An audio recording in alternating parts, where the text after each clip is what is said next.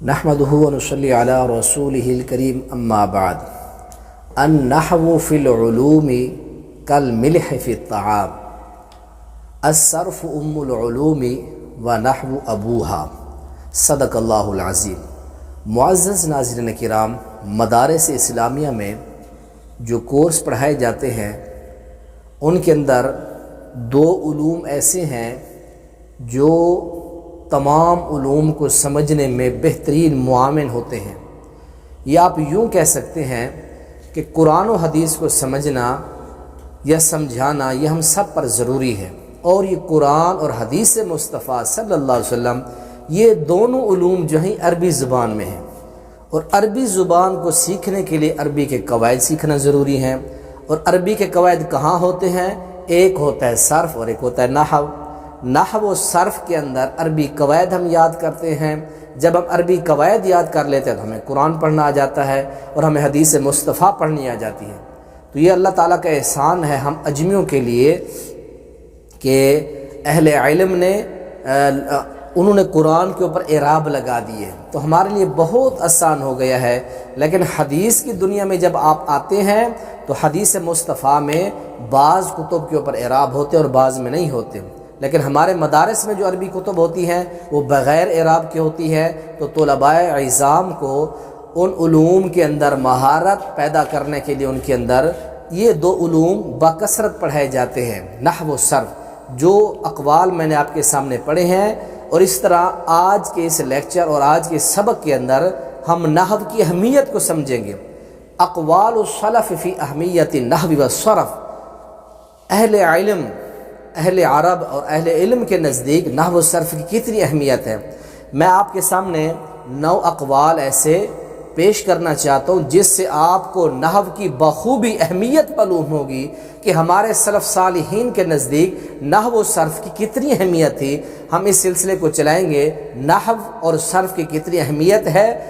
آپ کے سامنے وہ سارے اقوال میں نے یہاں درج کیے ہیں، ہم وہ دیکھتے ہیں۔ جی السلام علیکم ورحمۃ اللہ۔ ناظرین کرام، یہ سارے اقوال ہم نے آپ کے سامنے لکھ دیے ہیں، آپ دیکھ سکتے ہیں نحو و صرف کی ضرورت و اہمیت۔ اب نمبر وائز آپ نے یہ سارے اقوال دیکھ لیں۔ اگر میں ان کو ویڈیو کے دوران لکھوں تو بہت سی ویڈیو کی لینتھ جو ہے وہ لمبی اور بڑی ہو جائے گی، تو ہمارا مقصد ہے کہ مختصر سے مختصر پیغام، کیونکہ ٹائم کی قلت ہے، تو یہ میں نے 9 اقوال جو ہیں لکھ دیے ہیں، آپ ان کو بخوبی دیکھیں۔ یہ پہلا قول جو میں نے آپ کو خطبہ میں سنا دیا ہے، النحو فی الکلام کالملح فی الطعام، کہ نحو کی اہمیت عربی علوم میں ایسی ہے جیسے کھانے کے اندر نمک کی اہمیت ہوتی ہے۔ اور اسی طرح دوسرا قول لکھا ہے الصرف ام العلوم ونحو ابوہا، کہ صرف جو ہے یہ تمام علوم کی ماں ہے، اور نحو جو ہے یہ باپ کی حیثیت رکھتا ہے۔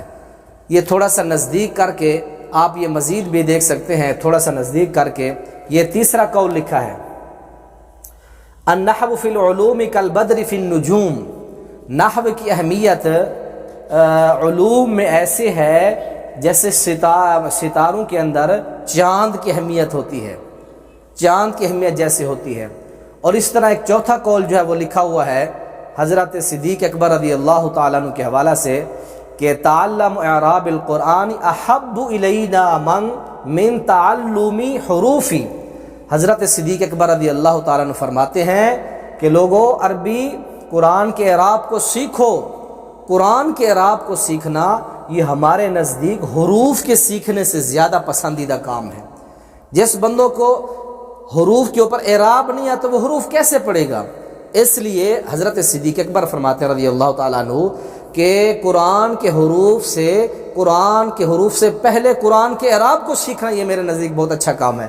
اور اسی طرح سیدنا عمر فاروق رضی اللہ تعالیٰ عنہ کا قول لکھا ہے تعلم النحو کما تعلم السنن والفرائض، لوگوں نحو و صرف کو اس طرح سیکھو جیسے تم سنن اور فرائض کو سیکھتے ہو۔ یہ بہجت المجالس کے اندر ابن عبد البر رحمۃ اللہ علیہ انہوں نے اس قول کو ذکر فرمایا ہے۔ اور اسی طرح یہ آپ کے سامنے ایک چھٹا قول لکھا ہے حضرت علی المرتضی رضی اللہ تعالیٰ عنہ کا، وہ فرماتے ہیں قیمت کل امرئ ما یحسن، فرماتے ہیں یہ نہج البلاغہ کے اندر فرماتے ہیں حضرت علی المرتضی رضی اللہ تعالیٰ عنہ، ہر آدمی کی قیمت وہی ہے جس کو وہ اچھا جانے. یعنی اس قول کی تشریح کیا ہے کہ آدمی کو جب علم آ جاتا ہے، علم کے آنے سے رب انسان کو بڑی عزت اور مقام دیتا ہے. علم سے انسان کو شرف ملتا ہے، انسان کی قیمت بڑھتی ہے جب انسان کو علم آ جاتا ہے. اور اس طرح یہ نہج البلاغہ میں فرماتے ہیں، ابو ایوب سختیانی رحمہ اللہ، ان کا ایک قول ہے کہ تعلم النحو فإنہ جمال للوضیع وترکہ حجنۃ للشریف. وہ فرماتے ہیں کہ نحو کو سیکھنا یہ فرمایا کہ برے آدمی کے لیے یہ جمال ہے، خوبصورتی ہے، اور اس کو چھوڑ دینا جو ہے یہ کہ شریف آدمی کے لیے بے عزتی کا سبب ہے. اور اسی طرح ایک 8واں قول صاحب مفتاح السعادہ فرماتے ہیں کہ نحو حاصل کرنا یہ فرض کفایہ ہے، فرض عین فرض نہیں ہے، فرض کفایہ ہے. اور اتنا سیکھ لیا جائے کہ آپ عربی کتابیں پڑھ سکیں، عربی علوم کو آپ کم سے کم پڑھ سکیں.